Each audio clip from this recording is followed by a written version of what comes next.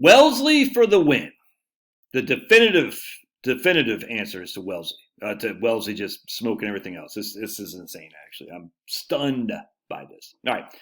So I did a video yesterday on maybe index annuities weren't so bad. And they're not. They're not as bad as I think people make them seem. Like, they're not evil. They're inanimate objects, no different than this thing. It's an inanimate object. It can't be good or can't be bad. I can use it for good or I can use it for bad, but in of itself, a non-living thing has no value added to it, and that's how you use it. So index annuities, everyone hates them or they love them, one of those two things. And I said, they're not that bad. And I showed you an example of index annuities, and I said, at the end of the day, they did okay. They did okay. And then I showed you what my man Andy Planko, is that his name? Hold on a second. My man Andy, I think it's Panko or Planko, that I follow on LinkedIn, who I like a lot, actually. He showed us this right here, S&P 500 and Bloomberg aggregate bonds. So we have bonds and stocks, 50-50, rebalancing every year.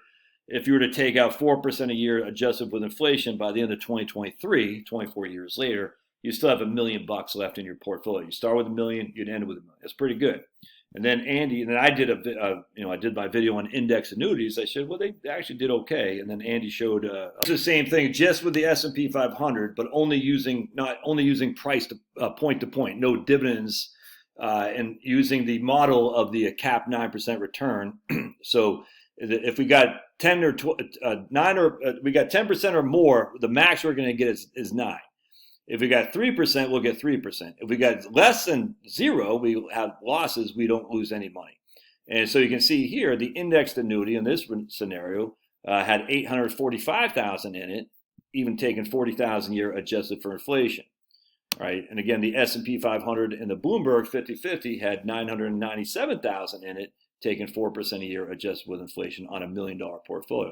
I said, so both of those are pretty good. There's just no two ways around that. Some of you guys have pointed out, well, the cap rates change, they reduce the cap rates. Look, I don't know. I don't know that to be true. I don't know it not to be true. I'd say, my man Sergio, I said, well, where do you see that? I don't know that. I mean, I just don't know. Could the cap rates be reduced? The participations on the index annuities, maybe. I guess that's your contract. I don't know that to be true, though. I don't know. But anyway, so even if that were not the case, the annuity here came out worse by $100,000, as you can see here, to the 50-50 portfolio. But watch this. So now we're going to show you. We'll delete this. Boink. We'll delete this guy. Boink. And we're going to show you. Oops. Delete this guy. And we're going to show you backtest portfolio looking at Wellesley. So here's Wellesley. We're putting $1 million schmackaroonies in. We got $40,000 a year. We're going to adjust it with inflation. There's nothing to rebalance because Wellesley is just a fund. And here's Wellesley. We're going to compare it to S&P 500 starting in the year 2000. And you can see without question, this is the Wellesley on the blue. Wellesley is worth $2.2 million. S&P 500 is worth $313,000. All right, so in S&P 500, the index annuity beat the S&P 500 soundly. I mean, you had almost 3 times as much left over in your portfolio as the S&P 500. A 50-50 portfolio got spanked, and the index annuity got spanked by Wellesley. It's just that simple. I mean, now the drawback is, would you have stood this right here? Wellesley started off with $1.4 million in 2007, and you went down to $1.1 million in 2009. Could you have hung in there? That's a 25% max drawdown. Look at that. Could you have hung in there then? I mean, I get it. Compared to the S&P 500, it's no big deal. But compared to a conservative portfolio with guaranteed downside, that you're not going to have any downside risk, that's still 25%. You lost a quarter of your capital. Now, if you could, you made out like a bandit. Even though bonds in the Wellesley didn't do crap in the last, freaking 10 years, basically. In fact, got smoked in 2022. So here's the S&P 500 versus Wellesley. Look at that, S&P 500. And again, the reason we're starting in 2000, because this is the worst, I hate to say the worst case scenario because we don't know, but the worst market time to start, because we had 2000, 2001, 2002, and then we got smoked in 2007. It's 2008. Well, basically October 2007 to March 9th of 2009. And then we got hit again in 2022. I mean, significant downside. And yet Wellesley down 9.84, down 2.5, down 9.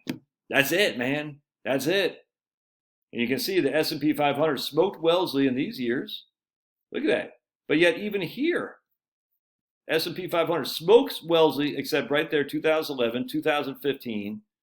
So the Wellesley right here beat S&P 500 3 times, 4 times, pretty close. We'll just say 4, 5 times, pretty close, 6 and 7. The only reason the Wellesley beat the S&P 500 is on the downside. I mean, and then on the upside, the S&P 500 smoked the Wellesley, and yet look what happened because we're pulling money out. You've got to protect the downs. That's the sequence of returns right there. You've got to protect it, and yet Wellesley was up these years.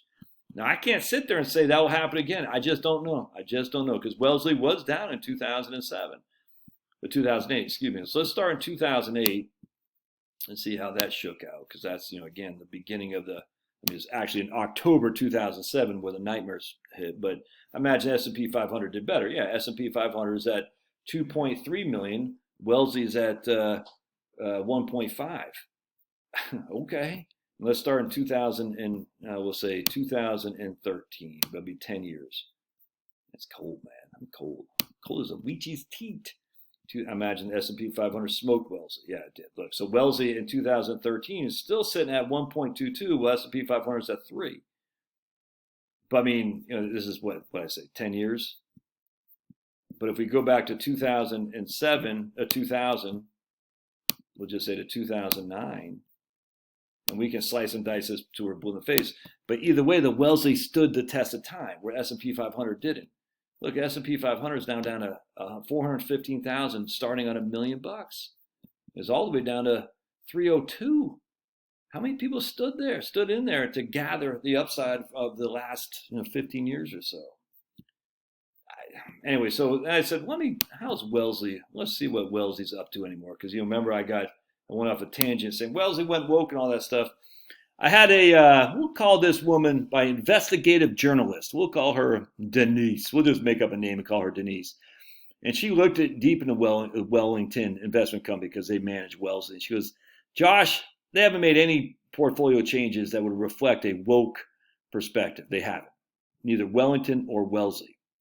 Another guy, deep diver, told me the same thing a couple months ago. He goes, yeah, I kept with Wellington Wellesley because I saw the woke stuff and I hate that, but I looked into it. I said, they haven't done anything different. He goes, I think it's just lip service. They got to appease their corporate masters at the World Economic Forum or something like that. Anyway, so I looked at the website and I said, okay, so here, here's Wellington.